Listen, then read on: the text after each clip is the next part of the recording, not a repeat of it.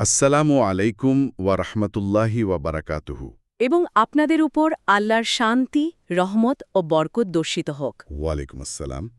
আজকের এই গভীর বিশ্লেষণমূলক আলোচনায় সবাইকে স্বাগত জানাচ্ছি।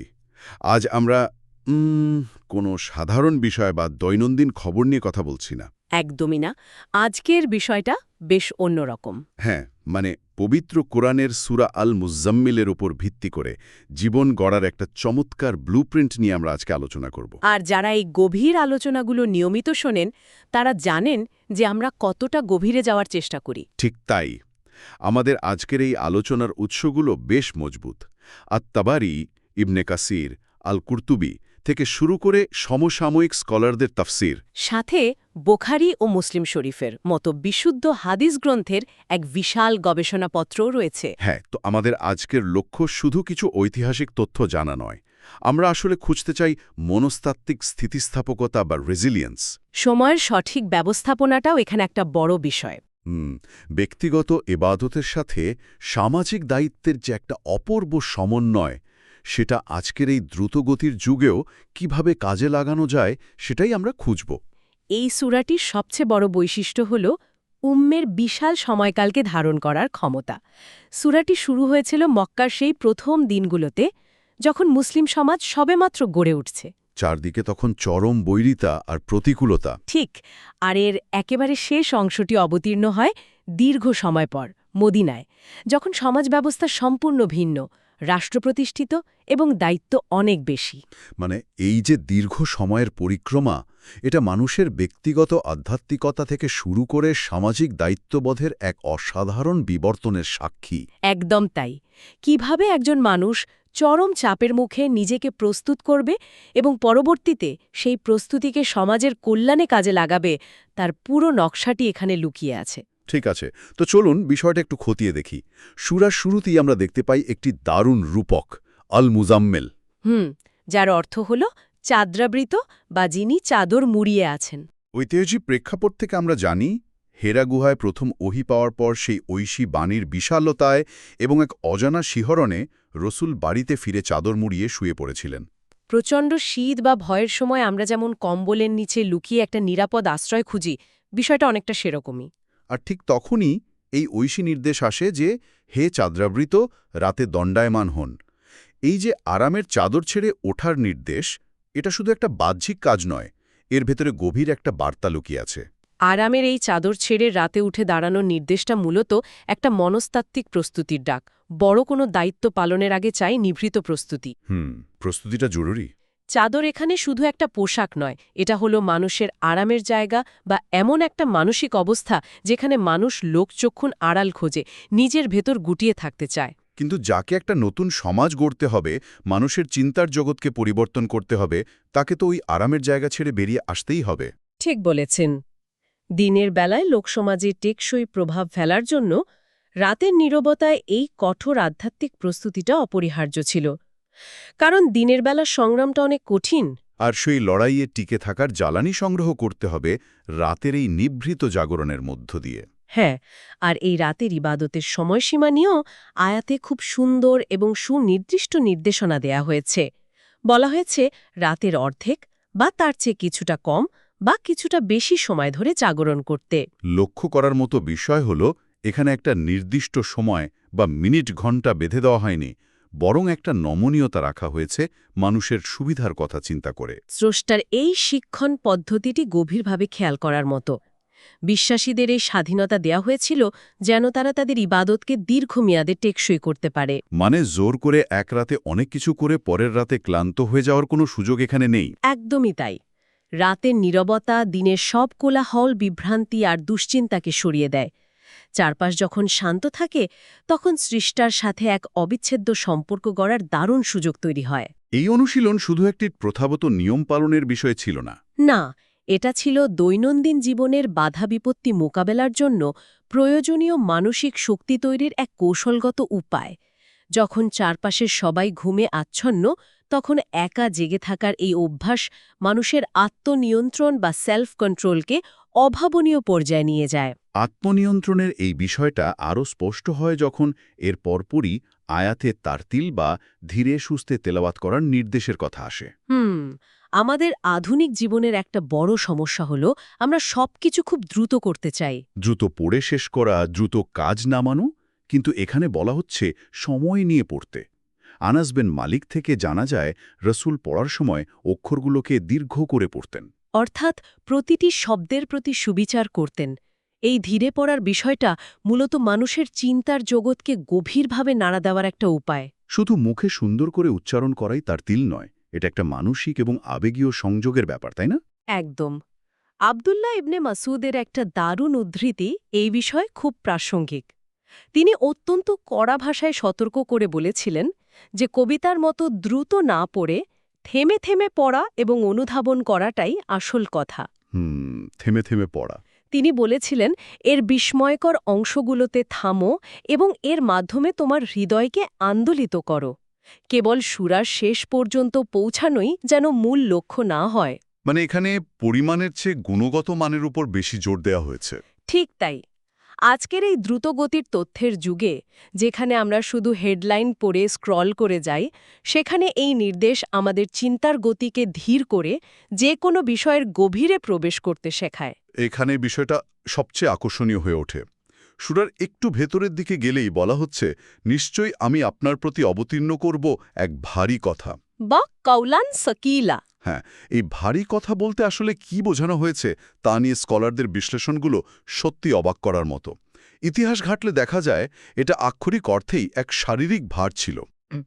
জান বিন সাবিত বর্ণনা করেছেন যে একবার রাসূলের উরু তার উরুর ওপর ছিল, আর ঠিক তখনই ওহী অবতীর্ণ হতে শুরু করে।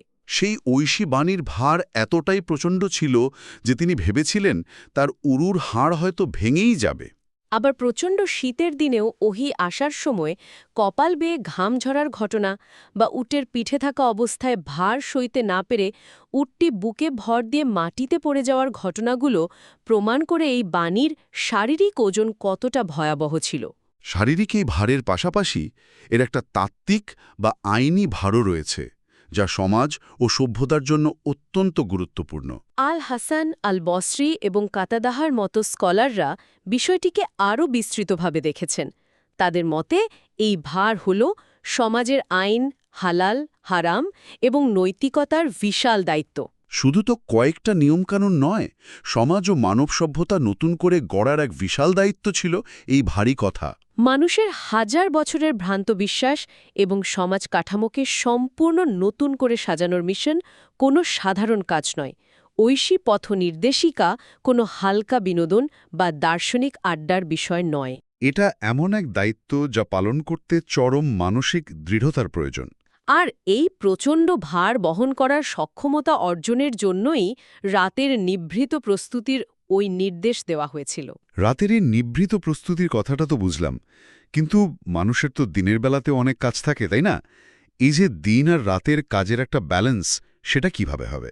পরবর্তী আয়াতগুলোতে দিন ও রাতের এক চমৎকার বৈপরীত্য তুলে ধরা হয়েছে। রাতের গভীর ইবাদতের কথা বলার পরপরই বলা হয়েছে দিনের সাবহান বা দীর্ঘ ব্যস্ততার কথা।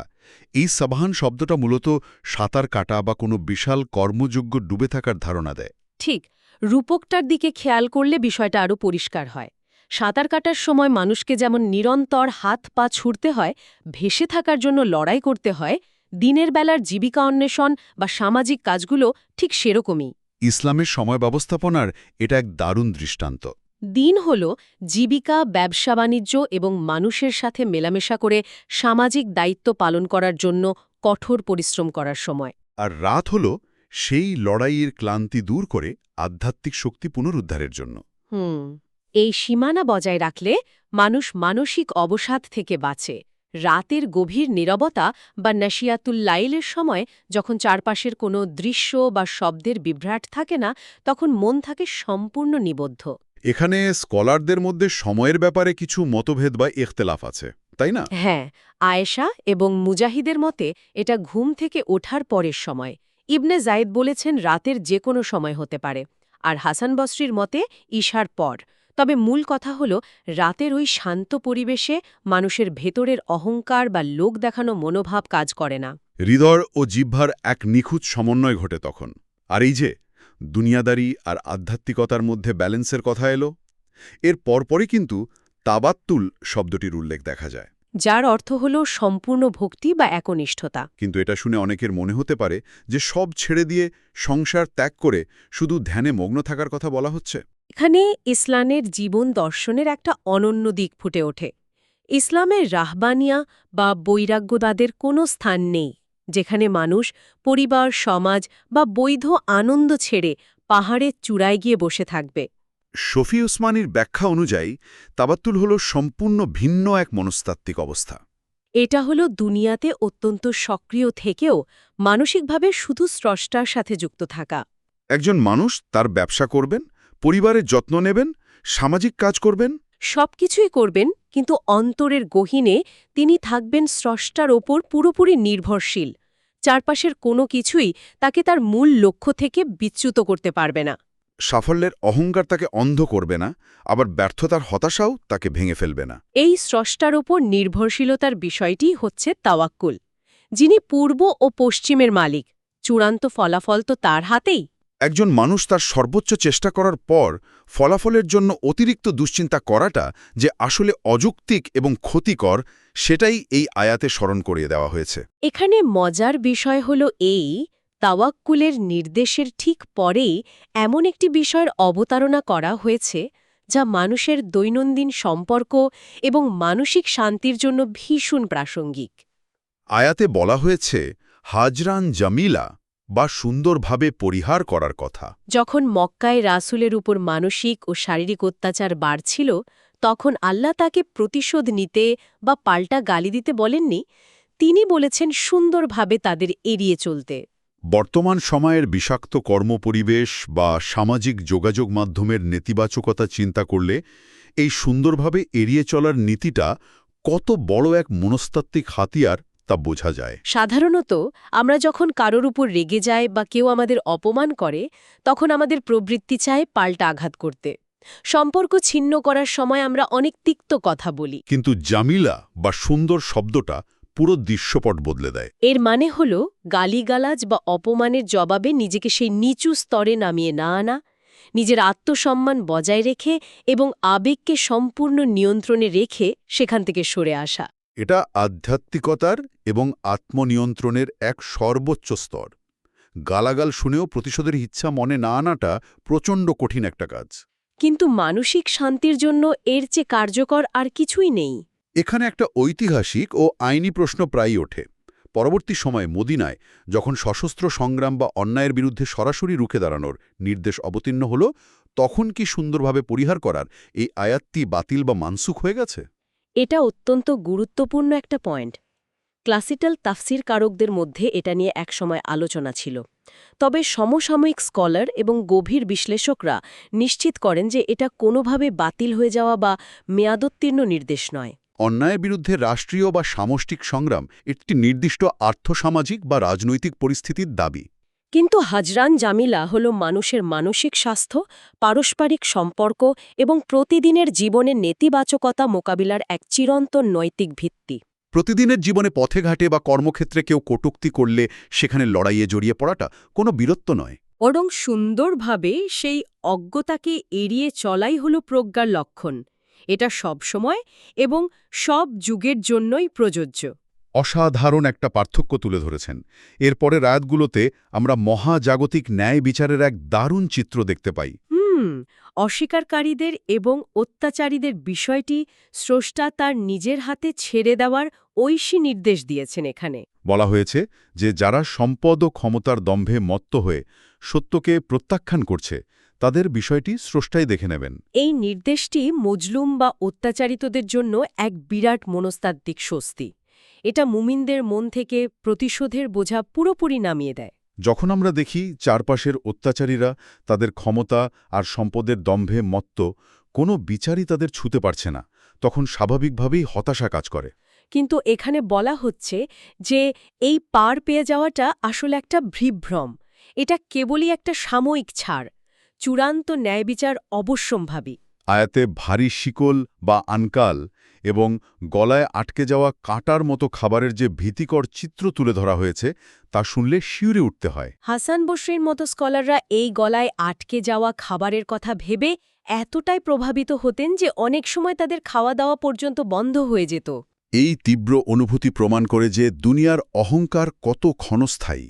এই বোধটি থাকলে পার্থিব কোনো অবিচারই একজন মানুষকে পুরোপুরি হতাশ করতে পারে না। এই অহংকারের পতন বোঝাতে গিয়েই হয়তো এরপর একটি ঐতিহাসিক দৃষ্টান্ত টানা হয়েছে। রসুলের সাথে মুসা এবং মক্কার কুরাইশদের সাথে ফেরাউনের একটা দারুণ ঐতিহাসিক তুলনা তুলে ধরা হয়েছে। ফেরাউন ছিল তৎকালীন পৃথিবীর সবচেয়ে বড় সামরিক ও অর্থনৈতিক পরাশক্তি। সে নিজেকে অজেয় মনে করত। এই তুলনার উদ্দেশ্য অত্যন্ত সুস্পষ্ট। এটা অত্যাচারীদের জন্য এক চরম সতর্কবার্তা আর মজলুমদের জন্য এক পরম সান্ত্বনা। ফেরাউনের মতো পরাশক্তিও যদি অহংকার আর অবাধ্যতার কারণে ধ্বংস হয়ে যেতে পারে, তবে মক্কার কুরাইশরা বা আজকের দিনের কোনো স্বৈরাচারী শক্তি এর ঊর্ধ্বে নয়। এটা প্রমাণ করে যে চূড়ান্ত ফয়সালা ঐশ্বিক শক্তির হাতেই এবং অত্যাচারী ব্যবস্থা আসলে কতটা ভঙ্গুর। এরপর শেষ বিচারের দিনের ভয়াবহতার কথা বলতে গিয়ে একটা অকল্পনীয় রূপক ব্যবহার করা হয়েছে। বলা হয়েছে যে সেই দিনের ভয়ে শিশুদের চুল পর্যন্ত সাদা হয়ে যাবে। এই অতিরঞ্জনটি মূলত বোঝায় যে সেই দিনের মানসিক ও শারীরিক ধাক্কা কতটা ভয়াবহ হবে। এই পৃথিবীতে যারা বার্তা প্রত্যাখ্যান করছে তাদের বুঝতে হবে যে এর পরিণতি পার্থিব জীবনের সীমানা ছাড়িয়ে অনেক দূর পর্যন্ত বিস্তৃত। তবে এত কিছুর পরও মানুষের স্বাধীন ইচ্ছার বা ফ্রি উইলের বিষয়টা ১৯ নম্বর আয়াতে চমৎকারভাবে লজিক্যালি স্থাপন করা হয়েছে। পথ দেখানো হয়েছে, সতর্ক করা হয়েছে। এখন যে কেউ চাইলে তার রবের দিকে যাওয়ার পথ বেছে নিতে পারে। সিদ্ধান্ত সম্পূর্ণভাবে মানুষের নিজের। তাহলে এতক্ষণ আমরা যা আলোচনা করলাম তার পরিণতি আসলে কোথায় গিয়ে দাঁড়াচ্ছে? সূরার একেবারে শেষ আয়াতে এসে আমরা এক অভাবনীয় পরিবর্তনের মুখোমুখি হই। কোরআনের ভাষাশৈলীর এই পরিবর্তন সত্যিই বিস্ময়কর। সূরার প্রথম দিকের আয়াতগুলো ছিল ছোট, ছন্দময় এবং অত্যন্ত কাব্যিক, কিন্তু শেষ আয়াতে এসে সূরার স্টাইল হঠাৎ সম্পূর্ণ বদলে গিয়ে দীর্ঘ, গদ্যময় ও আইনি রূপে পরিবর্তিত হয়ে গেল। এর পেছনের কারণ হল সময়ের ব্যবধান। প্রথম দিকের আয়াত এবং এই শেষ আয়াতের মধ্যে প্রায় ১০ বছরের একটা বিশাল ব্যবধান রয়েছে বলে সাইদ ইবনে জুবায়ের মত দিয়েছেন। প্রথম দিকের আয়াতগুলোর উদ্দেশ্য ছিল চরম প্রতিকূল পরিবেশে মানুষের আধ্যাত্মিক শৃঙ্খলা ও মানসিক শক্তি তৈরি করা। কিন্তু ১০ বছর পর মদিনায় এসে সমাজ বড় হয়েছে, রাষ্ট্র প্রতিষ্ঠিত হয়েছে, মানুষের দৈনন্দিন দায়িত্ব ও কাজের পরিধি বহুগুণ বেড়েছে। তাই মানুষের শারীরিক সীমাবদ্ধতার কথা বিবেচনা করে রাতের সেই দীর্ঘ এবাদতকে ফরজ থেকে নফল বা ঐচ্ছিক করে দেওয়া হলো। আয়াতে বলা হল, কোরআন থেকে যতটুকু পড়া সহজ ততটুকুই পড়ো। এটা সৃষ্টার এক অসীম দয়া, যেখানে তিনি মানুষের বাস্তব জীবনের চাপগুলো অত্যন্ত নিখুঁতভাবে বুঝতে পারেন এবং সেই অনুযায়ী বিধান সহজ করে দেন। মানুষের বাস্তব জীবনের এই চাপের বিষয়টা কত সুন্দরভাবে এখানে তুলে ধরা হয়েছে। আল্লাহ এখানে ৩টি বিশেষ শ্রেণীকে রাতের এই দীর্ঘ ইবাদত থেকে ছাড় দিয়েছেন। অসুস্থ ব্যক্তি, ব্যবসার খোঁজে ভ্রমণকারী এবং আল্লাহর পথে সংগ্রামকারী বা মুজাহিদ।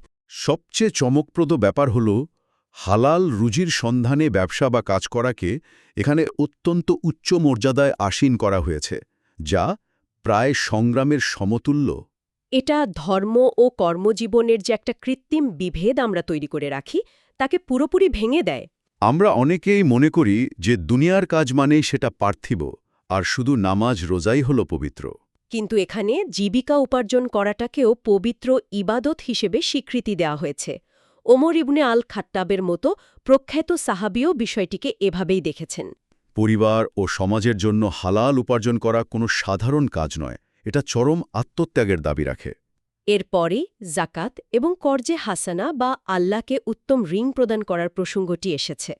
জাকাত তো সম্পদের একটা নির্দিষ্ট গাণিতিক হিসাব, কিন্তু কর্জে হাসানা হল স্বেচ্ছায় মানুষের কল্যাণে খরচ করা। একে আল্লাহর ঋণ বলা হচ্ছে, কারণ বুখারীর হাদিস অনুযায়ী সম্পদ যখন কল্যাণমূলক কাজে ব্যয় করা হয় তখন তা আসলে হারিয়ে যায় না, বরং তা অনন্তকালের জন্য সবচেয়ে নির্ভরযোগ্য এক অ্যাকাউন্টে জমা হয়ে যায়। মানুষ যে সম্পদ নিজের বলে জমা করে রাখে তা আসলে শেষ পর্যন্ত তার ওয়ারিসদের। আর যে সম্পদ সে পরকালের জন্য পাঠিয়ে দেয় বা দান করে দেয় সেটাই তার আসল সম্পদ। এটা আমাদের অর্থনৈতিক দৃষ্টিভঙ্গিকে পুরোপুরি বদলে দেয়। আর এই সব কিছুর পরেও আয়াতের একেবারে শেষে অত্যন্ত প্রাসঙ্গিকভাবে বলা হয়েছে আল্লাহর কাছে ক্ষমা চাইতে। এত ইবাদত, এত ত্যাগ, এত দানের পরও কেন এই ক্ষমা প্রার্থনা? এটা হলো আধ্যাত্মিকতার একটা মাস্টার স্ট্রোক। মানুষ যখন রাত জেগে ইবাদত করে, জাকাত দেয়, মানুষের কল্যাণে কাজ করে, তখন অবচেতনভাবে তার মনে একটা অহংকার বা স্পিরিচুয়াল অ্যারোগেন্স জন্ম নিতে পারে। সে ভাবতে পারে যে আমি তো অনেক বড় ধার্মিক হয়ে গেছি, অন্যদের চেয়ে আমি শ্রেষ্ঠ। এই সূক্ষ্ম আধ্যাত্মিক অহংকার মানুষের সমস্ত ভালো কাজকে ধ্বংস করে দিতে পারে।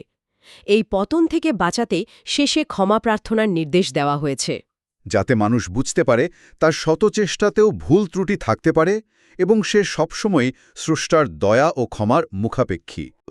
কিন্তু একটা বিষয়ে পরিষ্কার করা দরকার, আমাদের সমাজে এই সূরা পড়ার নানা কাল্পনিক ফজিলতের কথা শোনা যায়। যেমন এতবার পড়লে রাতারাতি ধনী হওয়া যাবে বা অমুক বিপদ দূর হয়ে যাবে। এগুলোর ভিত্তি আসলে কি? এটা অত্যন্ত গুরুত্বপূর্ণ একটা জায়গা, যেখানে আমাদের সচেতন হওয়া প্রয়োজন। ইবনে আল জাউজি এবং আশ-শাওকানির মতো শীর্ষস্থানীয় স্কলাররা তথ্য প্রমাণসহ দেখিয়েছেন যে এই সূরার কিছু নির্দিষ্ট পার্থিব লাভের কথা বলে, যে হাদিসগুলো সমাজে প্রচলিত আছে সেগুলো সম্পূর্ণ বানোয়াট। মানে উবাই ইবনে কাবের বর্ণিত সেই হাদিসগুলোর কথা বলছেন তো? হ্যাঁ, ওগুলো মৌদু বা বানোয়াট। অতীতে কিছু গোষ্ঠী মানুষকে কোরআন পড়ায় উৎসাহিত করার জন্য নিজেদের মন গড়া লাভের কথা বলে এগুলো বানিয়েছিল। ৪১ বার বা ১০০ বার পড়ার যে রেওয়াজ প্রচলিত আছে, বিশুদ্ধ বর্ণনায় এর কোনোই ভিত্তি নেই। কোরআন পড়ার সাধারণ সোয়াব তো অবশ্যই আছে, কিন্তু এই সূরার প্রকৃত ফজিলত কোনো জাদুর মন্ত্রের মতো নির্দিষ্ট সংখ্যায় পড়ার মধ্যে লুকিয়ে নেই। এর আসল ফজিলত হল সূরার নির্দেশগুলো নিজের জীবনে বাস্তবায়ন করা। রাতের নীরবতায় কিছুটা সময় হলেও আধ্যাত্মিক চর্চা করা, ধৈর্যের সাথে প্রতিকূলতা মোকাবেলা করা এবং আর্থসামাজিক দায়িত্বগুলো সততার সাথে পালন করা। এটাই হলো মূল শিক্ষা, যা কাল্পনিক বিশ্বাসের চেয়ে অনেক বেশি শক্তিশালী ও বাস্তবসম্মত। আজকের এই পুরো আলোচনাটি আমাদের সামনে স্পষ্ট করে দেয় যে সূরা আল মুজাম্মেল শুধু একটি ঐতিহাসিক দলিল নয়, বরং এটা আমাদের শেখায় কিভাবে নীরবে নিজের আত্মিক শক্তি বাড়াতে হয়, কিভাবে সমাজের কোলাহলের মাঝেও নিজের সম্মান বজায় রেখে নেতিবাচকতা এড়িয়ে চলতে হয়, এবং কিভাবে দুনিয়ার কাজ ও আধ্যাত্মিকতার মধ্যে এক নিখুঁত ভারসাম্য বজায় রাখতে হয়।